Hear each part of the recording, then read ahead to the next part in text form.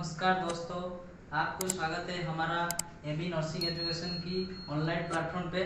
आज हम डिस्कस करने वाले हैं आज का फंडामेंटल नर्सिंग का एक शानदार टॉपिक जो है पेरेंटल न्यूट्रिशन। जो बहुत कॉम्पिटिटिव एग्जाम है हमारा नर्सिंग रिलेटेड की हमारा एम्स है, नॉर्सेट एग्जाम होता है और ESIC and RRB and also various exam हो रहा है अभी। बहुत ही पोस्ट निकल रहा है अभी नर्सिंग रिलेटेड। तो आपको इस टॉपिक से minimally 1 to 2 question sure shot आता है। 100% दे रहा हूँ आपको, इधर से आपको एग्जाम में 2 क्वेश्चन श्योर आएगा। तो आपको इस टॉपिक से और क्या हमारे यूनिवर्सिटी एग्जाम है उससे भी ये भी बहुत काम आएगा। तो आपको ये इस टॉपिक के बारे में थोड़ा जानिए और आपको क्या है और इस टॉपिक के बारे में सीखिए और आपको बहुत हेल्पफुल होगा। इस वीडियो के बारे में आपको बहुत हेल्पफुल कर सकते हैं, इसीलिए हम आपके लिए लाए हैं पेरेंटल न्यूट्रिशन टॉपिक। तो आज हम पढ़ेंगे पेरेंटल न्यूट्रिशन क्या है।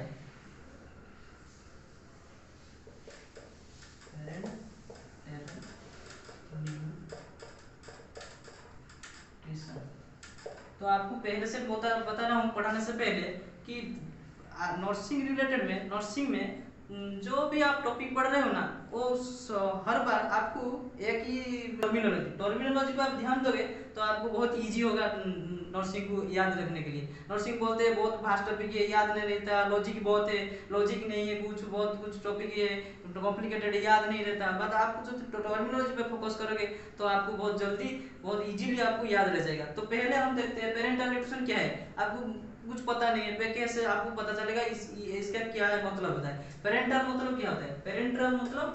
पेरेंटल मतलब डाइजेस्ट सिस्टम और ओरल रूट में नहीं लेता। पेरेंटल रूट में जो न्यूट्रिशन आपको देंगे, हम न्यूट्रिशन हम क्या लेते हैं ओरल रूट से लेते हैं मेनली। तो आप इधर क्या लगे ओरल रूट से हम लेते हैं ओरिजिनली, बट इधर क्या लगे आप पेरिफेरल रूट में लगे, पेरिफेरल रूट और सेंट्रल लाइन रूट में लगे। वो जो होता है पेरेंटल रूट। पेरेंटल रूट तो आपको पता है दो लाइनें, सेंट्रल लाइन और पेरिफेरल लाइन, उसमें जो न्यूट्रिशन लेते हैं उसको बोलते हैं पेरेंटल न्यूट्रिशन। पेरेंटल न्यूट्रिशन क्या है हम पहले पढ़ते हैं डेफिनेशन उसका क्या है।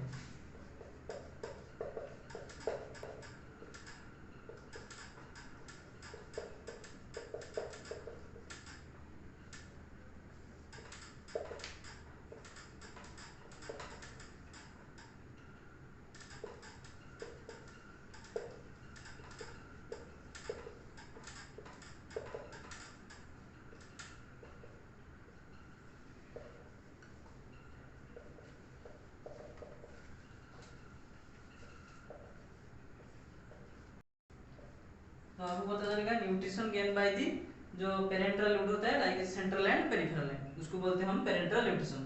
तो पहले उसके बाद क्या पढ़ेंगे उसका टाइप्स। पेरेंटल न्यूट्रिशन टाइप्स क्या है? दो टाइप्स है। तो पेरेंटल न्यूट्रिशन में क्या दो टाइप्स है जो आपको लिखा है, टोटल पेरेंटल न्यूट्रिशन और पार्शियल पेरेंटल न्यूट्रिशन। उसको हम एक एक को अच्छे से हमको पढ़ेंगे बाद में।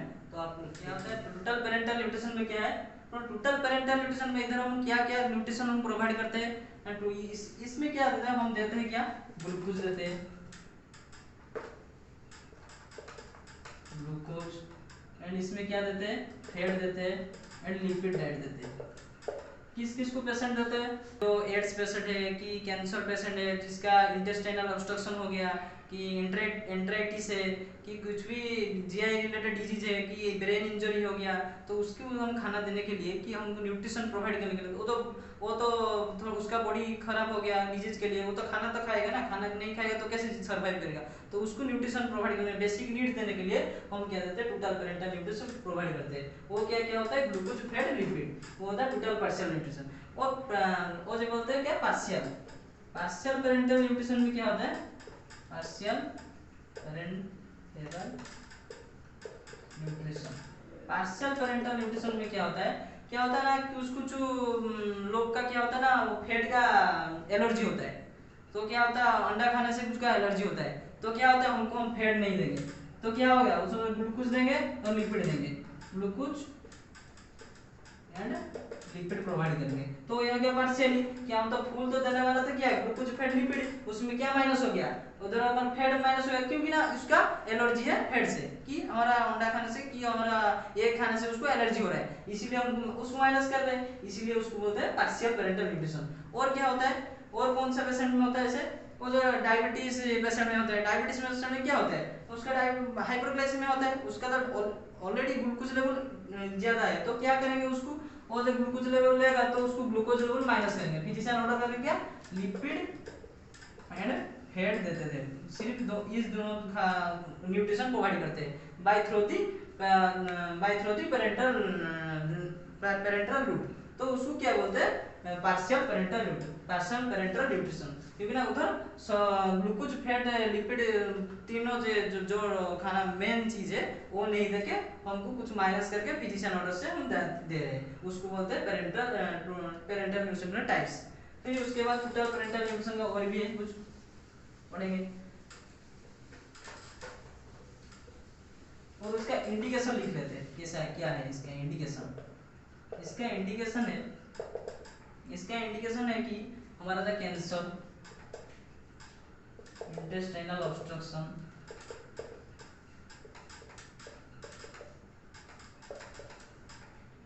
और एंट्राइटिस, और क्या हो गया, ट्रोमा, जीआई रिलेटेड डिसऑर्डर,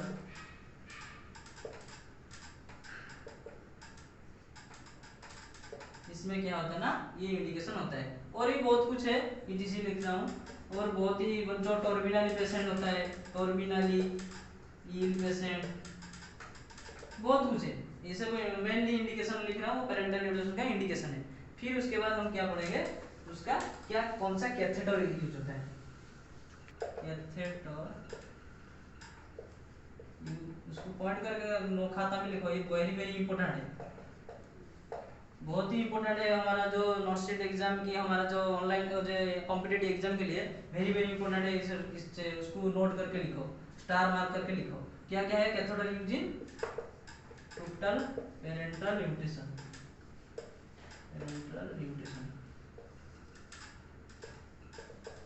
कौन सा कैथेटर यूज होता है, हिकमैन, ब्रोविन,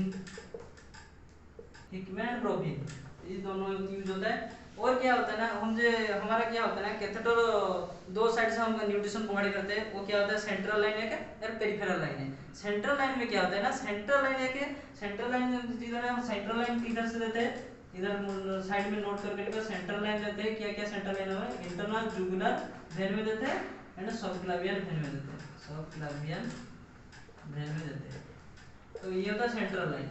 उधर से उसको सेंट्रल लाइन को फिक्स करने के लिए हम क्या यूज करते हैं, टेगेड्रम, ये स्टार करके लिखो, ये भी वेरी वेरी इंपॉर्टेंट क्वेश्चन है, to fix the central line,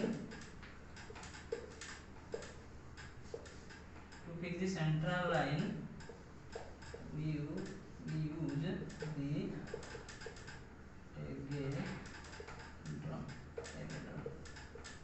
very very important question है, to fix the central line we use the टेगेड्रम।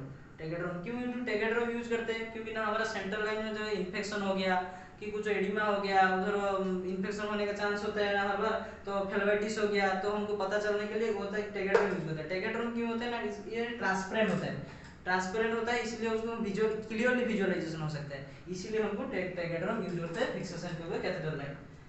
ये हो गया उसका catheter using total parental nutrition. उसका एडमिनिस्ट्रेशन प्रोसेस दिखेंगे कैसे देते हैं। उसके बाद हम पढ़ेंगे क्या, एडमिनिस्ट्रेशन का प्रोसेस। एडमिनिस्ट्रेशन में कैसे देंगे, इनिशियली हम जब फास्ट देंगे पेरेंटल न्यूट्रिशन, पहले क्या करेंगे 1 ml पर मिनट देंगे, 1 ml पर मिनट देंगे, पहले हम क्या करेंगे 1 ml पर मिनट देंगे। उसके बाद क्या करेंगे, उसके बाद हम क्या करेंगे ग्रेजुअली इंक्रीज करके 10 ml पर मिनट देंगे। ये होता है हमारा रूल्स। आप सडनली इंक्रीज कर देगा तो क्या होगा ना, उसका हाइपरग्लाइसेमिया होने के चांस है, तो उसका बहुत प्रॉब्लम होगा, कॉम्प्लिकेशन होगा, तो इसलिए हम क्या करते हैं थोड़ा थोड़ा धीरे धीरे उसको इंक्रीज करके 10 ml पर मिनट करते हैं। ये हो गया इनिशियली इंक्रीज होता है धीरे धीरे। और उसके बाद देखेंगे उसका कॉम्प्लिकेशन क्या है, ये है इंपॉर्टेंट टॉपिक कॉम्प्लिकेशन। जब parental nutrition, total parental nutrition का कॉम्प्लिकेशन, टोटल पेरेंटल न्यूट्रिशन का कॉम्प्लिकेशन।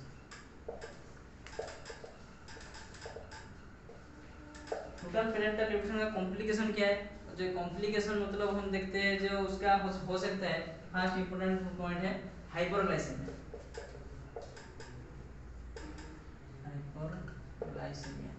हाइपरग्लाइसेमिया क्यों होगा ना? क्योंकि ना हमारा जो न्यूट्रिशन प्रोवाइड कर रहे हैं, क्या प्रोवाइड कर रहे हैं आप ग्लूकोज दे रहे हो और लिपिड दे रहे हो, फैट दे रहे हो। ग्लूकोज दे रहे हो तो क्या होगा, उसको होने का चांस क्या है, हाइपरग्लाइसेमिया होने के चांस थे। तो क्या करोगे आप क्या करोगे ना, हाइपरग्लाइसेमिया हो रहा है तो आपको पता चल रहा है कि हाइपरग्लाइसेमिया हो रहा है, तो आप क्या करोगे, इधर आपका नर्सिंग का मोस्टली रिस्पांसिबिलिटी क्या है, आपको क्या करेंगे, हर 144 आवर में चेक करेंगे, check the glucose level every 4 hours. Every 4 hour क्या करेंगे, चेक करेंगे। नर्सिंग का मोस्ट इंपोर्टेंट फीचर हाइपरग्लाइसेमिया जब हो गया, हाइपरग्लाइसेमिया का चांस है क्योंकि आप तो न्यूट्रिशन में क्या दे रहे हो, ग्लूकोज दे रहे हो, डेक्सट्रोज दे रहे हो, तो आपको होने का क्या चांस है, तो आपको होने का चांस हाइपरग्लाइसेमिया है। तो आप क्या करोगे, फिजिशियन के ऑर्डर से बात कर, आपका जब भी टोटल पेरेंटल न्यूट्रिशन दे रहे हो तो आप क्या करोगे, पहले से आपके हाइपरग्लाइसेमिया होने का चांस है, तो आपका क्या करोगे, आप हर बार ग्लूकोज टेस्ट करोगे, जो एजीटी होता है टेस्ट होता है, तो आप चेक करोगे एवरी 4 आवर चेक करोगे। तो ये जो नर्सिंग का मोस्ट इंपोर्टेंट क्वेश्चन है, मैंने हर बार आता है क्वेश्चन। फिर उसके बाद क्या है, और कुछ प्रॉब्लम, उसका ट्रीटमेंट क्या करोगे, हाइपरग्लाइसेमिया हो गया तो आप क्या करोगे, आप सडनली इन्फॉर्म करेंगे फिजिशियन को, एंड आपको जो उनका हिसाब से क्या ऑर्डर से मुताबिक उसको उनको देंगे, हम इंसुलिन दे सकते हैं कि वो अदर ट्रीटमेंट भी होगा, उनको फिजिशियन ऑर्डर के बाद हम ट्रीटमेंट देंगे। ये होता है हाइपरग्लाइसेमिया। फिर होने के क्या होता है हाइपोग्लाइसेमिया।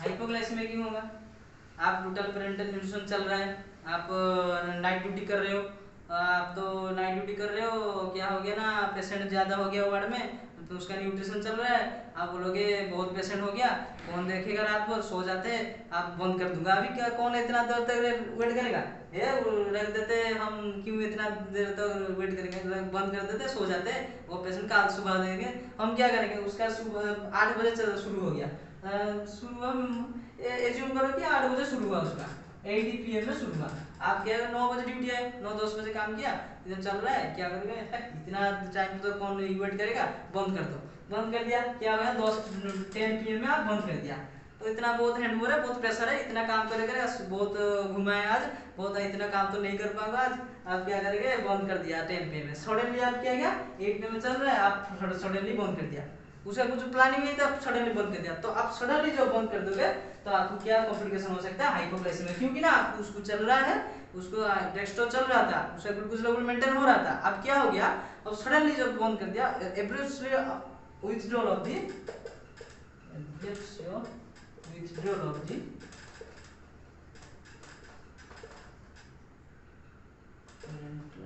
न्यूट्रिशन, सडनली जो आप बंद कर दिया, तो इसके लिए हाइपोग्लाइसेमिया होने का चांस है। तो आप क्या करोगे, उसके लिए नर्सिंग का best important question, most important question आता है, उसका क्या होता है ना, आप उसका बेड साइड में हर बार D10% ग्लूकोज सलाइन रखोगे, उसके बेड साइड में, पेशेंट का बेड साइड में क्या रखोगे, हर बार क्वेश्चन आता है कि बेड साइड के पेशेंट का बेड साइड D10% सॉल्यूशन रखोगे हर बार, क्योंकि ना सडनली जो हाइपोग्लाइसेमिया हो जाएगा तो पेशेंट आपको मैनेज करने के लिए, तो फिजिशियन तो कहाँ होगा पता नहीं होगा, सडनली फोन करके कॉल करके आएगा नहीं आएगा, लेट हो जाएगा, तो आप उसको बुलाने के बाद हम क्या करेंगे, उस टाइम तक उसको D10 देगा, D10 में क्या है, वो तो भी ग्लूकोज है, डेक्स्ट्रोज है, तो उसको दे के हम थोड़ा सा मैनेज कर सकते हैं, फिर डॉक्टर आएगा, डॉक्टर के बाद हम मैनेज कर सकते हैं, मैंने ट्रीटमेंट देंगे। तो ये हो गया हाइपोग्लाइसेमिया का कॉम्प्लिकेशन है। तो इसको नर्सिंग जब होता है, नर्सिंग ऑफिसर जो होते हैं उनको मोस्टली ये देखना है कि बेड साइड रह रहा है नहीं तो आप ढूंढे होगे ये नहीं मिल रहा होगा, उसका कॉम्प्लिकेशन हो गए, पेशेंट हाइपोग्लाइसेमिया जाएगा, जीटर्नेस आएगा, वो जाइगोर आएगा, वो बहुत कॉम्प्लिकेशन आएगा, पेशेंट का बहुत कुछ कॉम्प्लिकेशन हो सकता है। तो आपको ये ध्यान रखना है थोड़ा कि बेड साइड में डेक्स्ट्रोज 10% सॉल्यूशन है कि नहीं, और हाइपोग्लाइसेमिया में थोड़ा every 4 hour glucose level check हो रहे नहीं, ये सब चेक करना। और क्या कॉम्प्लिकेशन हो सकता है, फिर पढ़ेंगे उसके बाद क्या कॉम्प्लिकेशन है देखेंगे। और क्या कॉम्प्लिकेशन, सेप्सिस होने के चांस है। सेप्सिस कैसे होगा, सेंट्रल लाइन में आप तो दे रहे हो, खाना चल रहा है, न्यूट्रिशन चल रहा है, क्या होगा आपको पता नहीं है, आप बोले आपको पता, डॉक्टर ऑर्डर दे के गया है, आप जो ड्यूटी है जो एवरी डे आपको ड्रेसिंग करना है, जो सेंट्रल लाइन से खाना चल रहा है कि न्यूट्रिशन चल रहा है उसको एवरीडे ड्रेसिंग करना है। तो इसमें मैंडेटरी पॉइंट लिखो, इसमें क्या और ट्रीटमेंट लिखेंगे क्या होता है, सेप्सिस कैसे होता है। सेप्सिस कैसे होगा ना, आप जो खाना चल रहा होगा, बार बार खाना दे रहे हो तो क्या होता है ना, बार बार न्यूट्रिशन चल रहा है, बार बार क्या होता है ना, जो कैथेटर होगा वो निकाल से घुसेगा तो क्या होगा ना, उसको सेप्सिस होने का बहुत ही चांस है, फेलोबाइटिस होने का बहुत ही चांस है। तो इसीलिए क्या होता है ना, डॉक्टर ऑर्डर करता है कि उसको डेली ड्रेसिंग करो। तो हम क्या बोलते हैं, प्रेशर बहुत है, इतना काम कौन करेगा, बहुत ही टेंशन लग रहा है, तो डेली ड्रेसिंग नहीं करते, एक दो दिन के बाद करते हैं कि नहीं इस शिफ्ट में दे दिया, नर्स ने दे दिया ड्यूटी, उसको दे दिया शिफ्ट में तू कर दे, वो भी नहीं करेगा, वो तो नहीं किया, मैं क्यों करूँगा, वो नहीं किया। तो सेप्सिस ऐसे ऐसे होगा, पेशेंट का बहुत ही प्रॉब्लम होगा, हमारे थोड़ा खुश के लिए पेशेंट का प्रॉब्लम हो गया, तो सेप्सिस हो गया। ये भी होने का चांस है जब हम क्या पेरेंटल न्यूट्रिशन देते हैं। तो हम क्या करेंगे उस टाइम पे, इधर मोस्ट टॉपिक है कि डेली ड्रेसिंग करना है, डेली ड्रेसिंग हो रहा है कि नहीं वो देखना है, डेली ड्रेसिंग हो रहा है नहीं वो हर बार चेक करना है, डेली ड्रेसिंग करना है, कौन सा सेंट्रल लाइन का। और कैसे क्लीन करेंगे, क्लीन करने का टेक्निक है, जो सेंट्रल लाइन लगा होगा क्लीन हो जाए inner to outer, inner to outer, inner to outer मतलब कैसे ना, जब ये सेंट्रल लाइन एक लाइन है इधर लगा हुआ है, इधर पाइप लगा है, तो आपको क्या करना है, बाहर से अंदर नहीं जाना है, बाहर तो इन्फेक्टेड है, तो आप इधर से उधर जाओगे तो और भी ज्यादा इन्फेक्शन होने का चांस है। तो क्या करोगे, अंदर से बाहर लेके आओगे, तो क्या होगा, फिर आपको क्या होगा ना, आप जो अंदर का चीज जो इन्फेक्टेड मटेरियल है वो क्या करेंगे, बाहर लेके हम आ सकते हैं। ये होता है क्लीन का मेथड, क्या इनर टू आउटर। ये भी मोस्ट इंपोर्टेंट क्वेश्चन है, आ सकता है कभी भी एग्जाम में। ड्रेसिंग डेली करना जब सेप्सिस हो गया, ये हमारा ट्रीटमेंट, हमारा नर्सिंग का प्रायोरिटी है, तो ये सेप्सिस का मेथड। उसके बाद क्या पढ़ेंगे, ये है कॉम्प्लिकेशन हो गया। और क्या हो गया, ये तो कॉम्प्लिकेशन था। और क्या होता है, हमारा जो न्यूट्रिशन चल रहा है वो फैट दे रहे, लिपिड दे रहे, तो क्या है हमारा लिवर डिस्फंक्शन होने का चांस है, लिवर डिस्फंक्शन होने का चांस है। तो लिवर डिस्फंक्शन होने का चांस है, क्योंकि ना फैट चल रहा है, फैट का ये होगा, इम्यूनिफिकेशन होगा, उसका मेटाबॉलिज्म होगा, तो इसलिए लिपिड का मेटाबॉलिज्म होगा, तो लिवर का बहुत ही लोड पड़ेगा, तो इसलिए क्या करेंगे, उसको बहुत ही काम करने के लिए उसको थोड़ा भी डिस्फंक्शन में भी हो सकता है। तो होगा कि उसका नहीं कुछ ये नहीं है, पर हो सकता है, हम एज्यूम करते हैं। तो इसलिए क्या करते हैं, उसको जब न्यूट्रल पेरेंटल न्यूट्रिशन चल रहा है उसमें क्या करेंगे, एलएफटी एंड केएफटी टेस्ट करते हैं। ये मोस्ट इंपोर्टेंट है, एलएफटी एंड केएफटी टेस्ट करते हैं। और क्या लैबोरेटरी टेस्ट क्या करते हैं, और एक पॉइंट लिखो, ये मोस्ट इंपोर्टेंट पॉइंट है। ये स्टार्ट देखो चल रहा, हमारा जो पेरेंटल न्यूट्रिशन चल रहा है उसमें क्या होगा, हमारा वेट जो है, जो वेट है वो क्या होगा, वेट थोड़ा 1 to 2 lbs, 1 to 2 lbs हमारा बढ़ता है, थोड़ा इंक्रीज होगा, 1 to 2 lbs, 1 kg equal to 2.2 lbs, ये साइड में लिखो, वेरी वेरी इंपॉर्टेंट है। तो क्या होगा 1 to 2 lbs हमारा बढ़ता है, क्या हमारा वजन क्या हो जाता है, बढ़ जाता है। तो इसीलिए उसको 1 to 2 lbs बढ़ा, तो ये नॉर्मल चीज है, आपको ध्यान रखना चाहिए कि 1 से 2 lbs से ज्यादा हो गया कि 3 to 4 lbs हो गया, तो ये कॉम्प्लिकेशन हो सकता है, ये कॉम्प्लिकेशन है। बट आपको क्या है, तो 1 to 2 lbs से नॉर्मल कंडीशन है कि बढ़ सकता है, क्योंकि ग्लूकोज ले रहे हो, फैट ले रहे हो, तो आपको बढ़ सकता है थोड़ा, ये थोड़ा ज्यादा कंसर्न है, ज्यादा हो गया तो प्रॉब्लम है, ये तो ध्यान रखना। ये वेट क्या होता है, ये कोई इंपॉर्टेंट क्वेश्चन गया। फिर हम क्या का सेंट्रल लाइन का निकालने का हमारा खत्म हुआ, क्या हमारा कॉम्प्लिकेशन खत्म हुआ। फिर हम क्या करेंगे, सेंट्रल लाइन क्या करेंगे, और रिमूव करेंगे। सेंट्रल लाइन रिमूव करने का क्या मेथड होता है, central line for the removal of the central line will use the Valsalva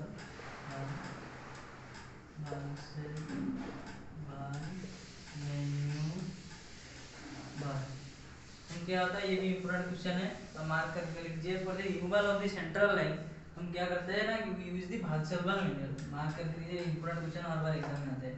और क्या होता है, और हमारा जो सेंट्रल लाइन को रिमूव करने का कौन सा पोजीशन देते हैं, वो भी पोजीशन देखेंगे। पोजीशन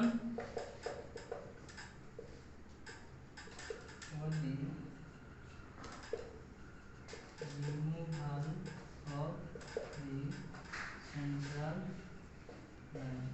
रिमूवल करने के लिए हमारा जो सेंट्रल लाइन होता है कौन सा पोजीशन देगा, Trendelenburg position.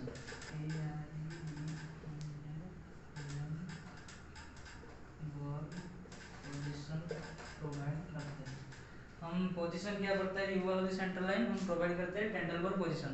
If Trendelenburg position is contraindicated, क्या हुआ ना, आपका न्यूट्रिशन पेरेंटल न्यूट्रिशन चल रहा है कि वो उसका आईसीपी बढ़ रहा है, कि ब्रेन इंजरी होगा उसका आईसीपी बढ़ रहा है, तो हमको क्या करेंगे उस टाइम पे, अब उसको तो टेंडलबर्ग पोजीशन दोगे तो उसका आईसीपी बढ़ेगा, तो क्या करेगा, तो उसको क्यों ब्रेन इंजरी हो गया, ब्रेन इंजरी होता है आईसीपी बढ़ेगा, तो उसका फिर से टेंडलबर्ग पोजीशन देगा तो क्या होगा, उसको प्रॉब्लम हो सकता है और भी कॉम्प्लिकेशन होगा। तो हम क्या करेंगे उस टाइम पे टेंडलबर्ग पोजीशन कॉन्ट्राइंडिकेटेड है और कॉन्ट्राइंडिकेटेड है, हम यूज करेंगे, we use the supine position. उस टाइम पे हम क्या फॉलो करेंगे, सुपाइन पोजीशन फॉलो करेंगे for the removal of the central line. और क्या है टेंडलबर्ग पोजीशन, क्या है टेंडलबर्ग पोजीशन, क्या कैसे पता है आपको, और कौन सा डिजीज में यूज होता है टेंडलबर्ग पोजीशन, टेंडलबर्ग पोजीशन कौन सा पेशेंट में यूज होता है, लिख देता हूं। और टेंडलबर्ग पोजीशन, टेंडलबर्ग पोजीशन कैसे होता है ना, ऐसे पेशेंट होगा, पेशेंट ऐसे सो रहा होगा, उसका सिर ऐसे नीचे डाउनवर्ड होगा, उसका पैर क्या होगा ऊपर तक होगा, ऐसे पेशेंट होता है। पेशेंट का बेड ऐसा ही है, वो कैसा होता है डाउन ऐसे होगा, क्या होता है ना, उसका सिर क्या है थोड़ा डाउन होगा और पैर थोड़ा हाइट में उठा होगा, तो इसको बोलते हैं टेंडलबर्ग पोजीशन। ये कौन सा पेशेंट में देते हैं ना, शॉक पेशेंट में, शॉक पेशेंट में also use the Trendelenburg position, use करते हैं क्या शॉक पेशेंट में। और कौन सा पेशेंट में यूज करते हैं, acute hypotension, acute hypotension patient में ऑल्सो यूज करते हैं क्या टेंडलबर्ग पोजीशन। ये हो गया रिमूवल करने के लिए पोजीशन। और क्या देखेंगे, और मैं भूल गया और एक बात बोलने के लिए कि वो जो पेरिफेरल लाइन से देते हैं ना, पेरिफेरल लाइन क्या होता है, पेरिफेरल लाइन क्या बोल गए, पेरिफेरल लाइन का इंपॉर्टेंट क्वेश्चन है, पेरिफेरल लाइन, पेरिफेरल लाइन क्या है, पेरिफेरल लाइन जो बेसिलिक वेन है, बेसिलिक वेन, और फ्यूमर लाइन भी देते हैं, फ्यूमर लाइन, ये होता है पेरिफेरल लाइन। इसमें क्या होता है ना, इसमें जो हम इंसर्ट इस लाइन से भी हम दे सकते हैं क्या पेरेंटल न्यूट्रिशन देते हैं पेरिफेरल लाइन से। इसमें जो होता है, इसमें जो हम 24 आवर में स्लाइड लाइट ब्लीडिंग देखते हैं, light bleeding seen in the site in 24 hours, in 24 hours हम क्या देखते हैं, लाइटली ब्लीडिंग देखते हो, तो आपको उधर वरीड होने की जरूरत नहीं है, क्या कि ये है नॉर्मल कंडीशन, नॉर्मल कंडीशन, ये है नॉर्मल कंडीशन, आपको वरीड होने की जगह कि स्लाइड ब्लीडिंग हो सकता है, पेरिफेरल जब इंसर्ट करते हैं ये हो सकता है। ये हो गया पेरेंटल न्यूट्रिशन का खत्म। और क्या हो गया, और क्या है, और तो वेट तो चेक करना है, अब बोल दिया, इतना ही पेरेंटल न्यूट्रिशन है। और आज हम और क्या क्या पढ़े, पहले से मैं बोल दे रहा हूँ कि पेरेंटल न्यूट्रिशन क्या है ना, पेरेंटल न्यूट्रिशन क्या है ना, पेरेंटल रूट से जो न्यूट्रिशन दे रहे हैं कि जो उसको बोलते हैं पेरेंटल न्यूट्रिशन, उसका टाइप क्या है ना, उसका टाइप है टू टाइप्स है, total parental nutrition and partial parental nutrition. Total parental nutrition क्या होता है, डाल देते हैं, जो डाल क्या होता है, जो फैट होता है, प्रोटीन होता है एंड ग्लूकोज होता है, डेक्सट्रोज जो होता है उसको देते हैं टोटल पेरेंटल न्यूट्रिशन में। और क्या होता है पार्शियल पेरेंटल, पार्शियल में क्या होता है बोला था पहले से, क्या होता है जिसका डायबिटीज वाला केस हो गया, डायबिटीज से हाइपरग्लाइसेमिया है, उसको क्या है डायबिटीज डेक्सट्रोज मना किया है डॉक्टर ने, वो तो पार्शियल हो गया, तो इसलिए थोड़ा कम गया, जो मेजर कंपोनेंट था उसको बोलते हैं पार्शियल पेरेंटल न्यूट्रिशन। कौन सा सेंट्रल लाइन कौन सा यूज हुआ, कौन सा लाइन यूज हुआ, इंटरनल जुगुलर वेन और सबक्लावियल वेन। फिर वो पेरिफेरल लाइन को है बेसिलिक वेन और फ्यूमर लाइन। और क्या मोस्ट इंपोर्टेंट क्वेश्चन इधर कौन चेक करना है, हाँ और एक याद भूल गया था, पेरेंटल न्यूट्रिशन हेपारिन देना है सेंट्रल लाइन में, हेपारिन मेडिसिन देना है, मेडिकेशन, क्योंकि ना वो क्लॉट होने की चांसेस है ना, तो हेपारिन भी मेडिकेशन दे सकते हैं। तो ये मैं भूल गया था बोलने के लिए, ये भी दे सकते हो सेंट्रल लाइन में। और क्या कौन सा कैथेटर यूज किया था, ब्रोविन यूज किया था और हिकमैन यूज किया था, ग्राउंड बेक यूज है, ये सब कैथोड यूज किया था। और क्या क्या ये कौन सा टेगेट्रोन यूज किया था, क्योंकि ना फिक्सेशन ऑफ सेंट्रल लाइन, क्योंकि हम ट्रांसपेरेंट है वो इजीली विजुअलाइजेशन हो कि फिलोबाइटिस है, कुछ प्रॉब्लम है, सेप्सिस हो गया तो हमको पता चल सकता है। हम क्या पढ़े थे कॉम्प्लिकेशन में हाइपोग्लाइसेमिया होता है, क्योंकि ना हम सडनली जो विथड्रॉल कर दिया, क्या बंद कर दिया, तो क्या हो सकता है ना हाइपोग्लाइसेमिया होने के चांस है। क्योंकि ना डेक्सट्रोज कंटिन्यूअसली चल रहा था, जब बंद हो गया तो क्या हो गया, हमारा हाइपोग्लाइसेमिया होने के चांस हो सकता है। फिर हो जाए उसको निकालने के लिए क्या पोजीशन देते हैं, टेंडलर पोजीशन। इफ कॉन्ट्राइंडिकेटेड टेंडलर position we will provide the supine position,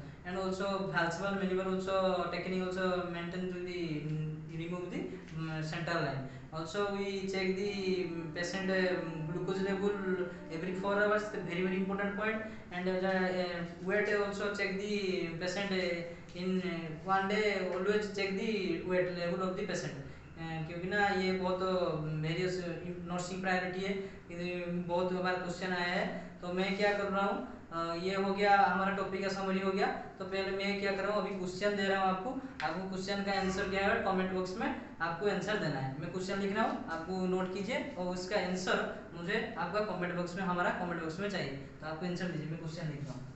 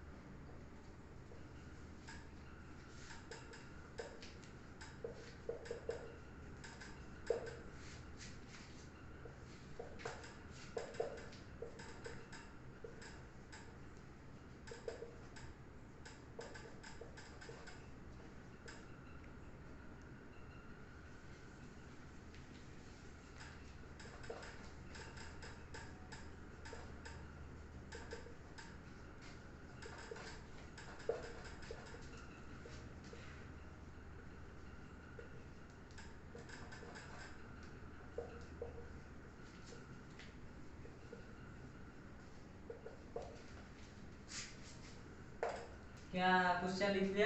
question है ना, patient receive the parental nutrition, the nurse care of the patient and check the glucose level every 4 hours, so what complication nurse find.